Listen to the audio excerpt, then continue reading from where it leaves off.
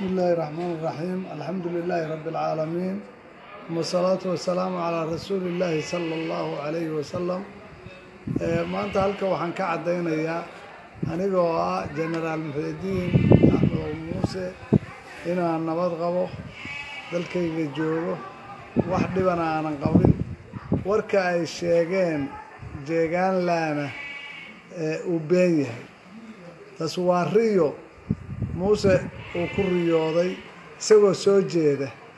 riyadana waxaa shardi u ah in qofka riyoonaya uu hurdo oo seexdo, laakiin qof soo jeeda hadduu riyoodo qarow bay la mid tahay. waa ladnahay anugu, waa fiicanahay, waana idin salaamayaa aad iyo aad. waxa la sheegayo oo Muuse iyo cidda soo abaabushay jeegaanland ay sheegayaanna inaan waxba ka jirin baan idin cadeynayaa.